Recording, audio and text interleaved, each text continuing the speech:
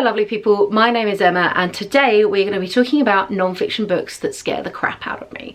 So a book olive actually put this video out recently and I watched it and was just so inspired that I knew how to do my own version, and this is just about non-fiction books that we have on our TBR that are really intimidating. It is non-fiction November at the moment, so the idea is that we're trying to read more non-fiction. It is a fantastic initiative. Please do check out various non-fiction link stuff in the various comments bits down below. But I was having a bit of a look on my bookshelves about like, what do I consider to be intimidating in non-fiction? Because a lot of people do like dislike reading non-fiction or avoid non-fiction because they believe that it is intimidating to read. So like, what does that mean to me as somebody who is quite an avid non-fiction reader and reads with a wide range of different topics? And I've narrowed it down to 3 different areas. We have the really long books, the really complicated books, and the books that I consider to be a bit of a bummer. So we're going to take these 3 sections in different groups, and I've got 3 books for each one. So naturally a long non-fiction is going to be scary just because it's such a time commitment, and I do find that non-fiction takes me longer to get through than fiction. So when they are big chunky boys, they scare the crap out of me. I am going to be putting out a video fairly soon about long non-fiction that I think are still totally worth the read, because I do read a good amount of longer books that are still worth it, and I think it's something which, you know, you shouldn't just be put off by the crazy long length, but it definitely does make me pause before I pick them up. And one on that list is Beatrix Potter, A Life in Nature by Lear. This was actually recommended by curious reader Natalie, who she recommended it for like a springathon a couple of years ago, and I bought it on impulse, not realizing how long it was. And I really struggle with memoirs or biographies in general. I am a much more of a subject kind of gal rather than like a person kind of gal. So those 2 facts combined mean that this scares the crap out of me. It's so long and the font is quite small, and I'm just worried I'm going to find it boring. But I shouldn't do, because I really like nature writing and I really like her work. You know, Beatrix Potter is a landmark sort of British author. Her books are just such a core part of so many people's childhoods, and she was really avid and you know, interested in nature and sort of studied a lot in this area, so it should really tick all the boxes, which is why I bought it in the first place. So its length shouldn't scare me. Another chunky boy is St. Petersburg by Jonathan Miles. This is 3 Centuries of Murderous Desire, and it's looking at the city of St. Petersburg and sort of the long convoluted role it has played in Russian history. This is massive. Oh my god, like this could stop a bullet. And it is on my Around the World in 12 non-fiction challenge. I am intending to read it before October next year, I think is when that challenge like technically runs out. It's huge. And like, I read a really good history book called The Romanovs about Russian history, which was a similar length, but I did that on audiobook and I can't find the audiobook version of this one, which means I'm gonna have to sit down and actually read this. And again, big chunky boys are just difficult to hold. So I need to stop being such a pansy and just read this book, because I really enjoy Russian history and I know that I'll enjoy this one when I finally get to it, and it's so pretty, but oh my god is it long. And then one that I bought on a bit of a whim, again in a charity shop, and was like, I don't know if I actually want to read this or not, is The Duchess by Amanda Foreman. And this is about the Duchess of Devonshire, who, I love the movie The Duchess. It's got Keira Knightley in it, which is why she's on the front cover.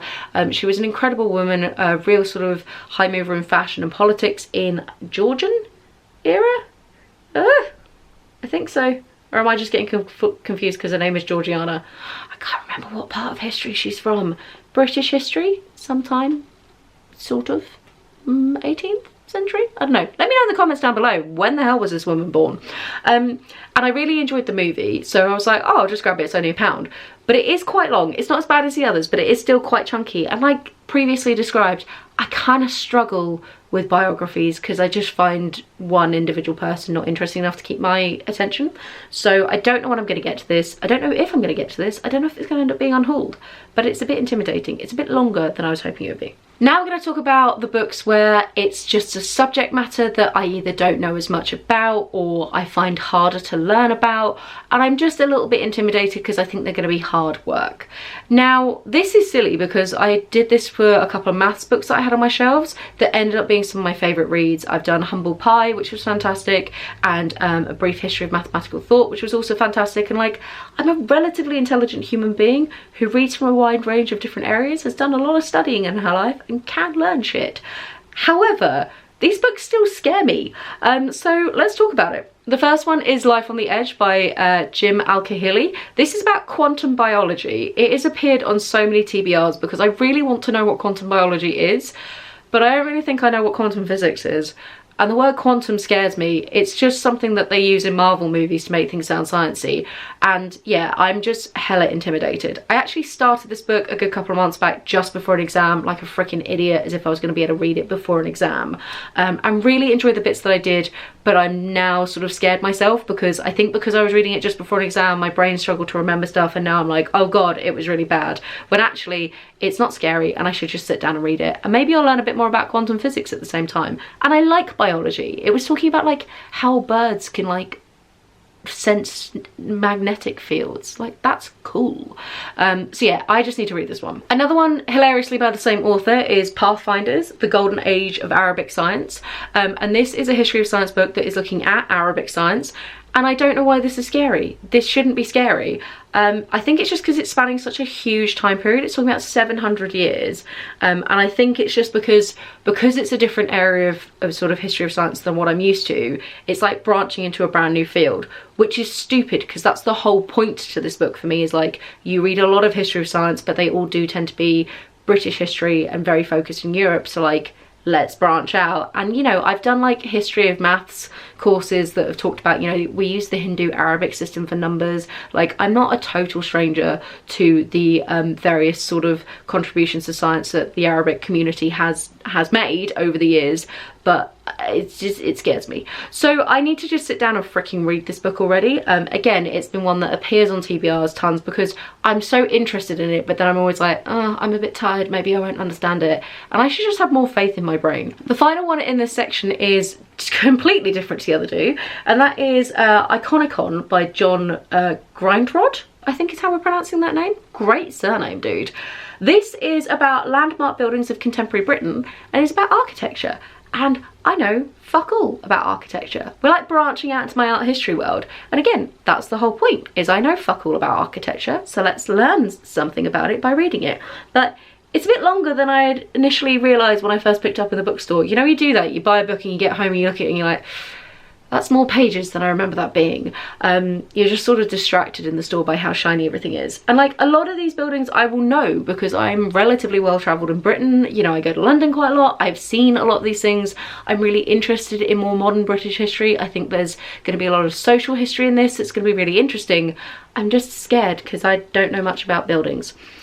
So that's my reasoning. When you say these things out loud as the reasons why you haven't picked up a book yet, they sound hilarious. Like, I don't know much about buildings, who cares? But these are the thoughts that go through your mind sometimes when you look at your TBR. You're like, should I read the new book about buildings when I know fuck all, or should I just read another book about the history of medicine that I clearly am gonna know 2/3 of? So yeah, that's the vibe. And then the final section we're calling the bummer books. And by this, I mean they are incredibly important books about social and political issues and injustices in the world, marginalised groups, etc., that should make up a core amount of your reading or your experiences of the world. It's incredibly important to expose yourself to these ideas.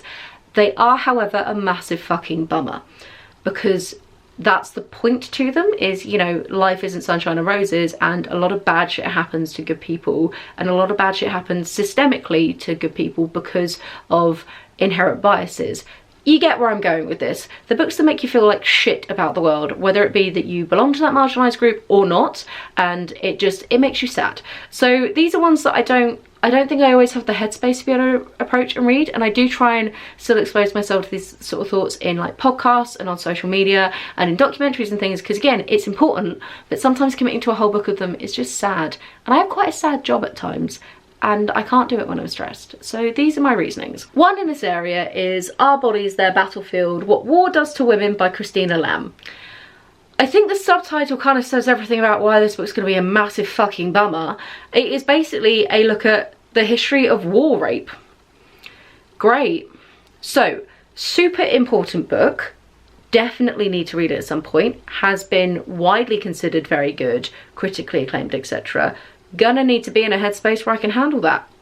it's a sad one. Honestly, there were like 8 books on my shelf that could have been in this kind of category. I've just kind of picked 3 at random, but oh my god, there's quite a few, because with the studying I really have not felt like I've been in a headspace where I can cope with that. So I've been going very light-hearted, hence the insane amount of contemporary romance I read last year.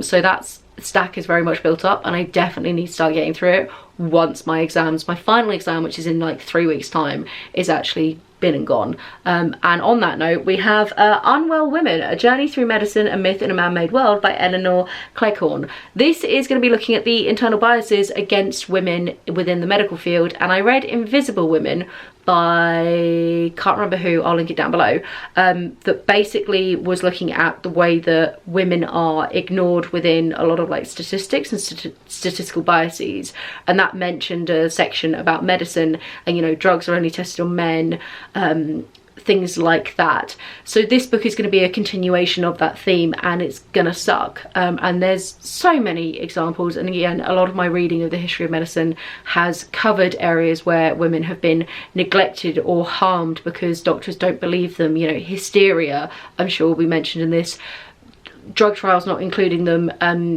different conditions that affect women more than men not being looked into, endometriosis taking fucking forever to be diagnosed still, things like this. So I'm imagining it's going to make me really angry and sad, and sometimes when you're reading you just don't want to be angry and sad. And then final one on that note is Men Who Hate Women by Laura Bates. Laura Bates came up with the everyday sexism movement, I think, and I think she might have been involved in #MeToo. I might be getting my people confused there, but this is a real look at sort of misogyny and that real like hatred of women and where it comes from, how it is sort of formed, and sort of the pockets and communities and how kind of people can be indoctrinated into that, and the ways that it is expressed. And again, it's gonna suck. The title is literally Men Who Hate Women. Like, this is gonna suck to read.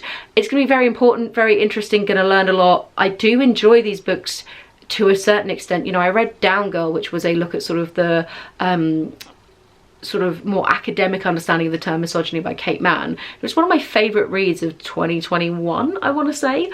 But it doesn't change the fact that these still are really intense to actually sit and read through, and you need to be in the right headspace for them.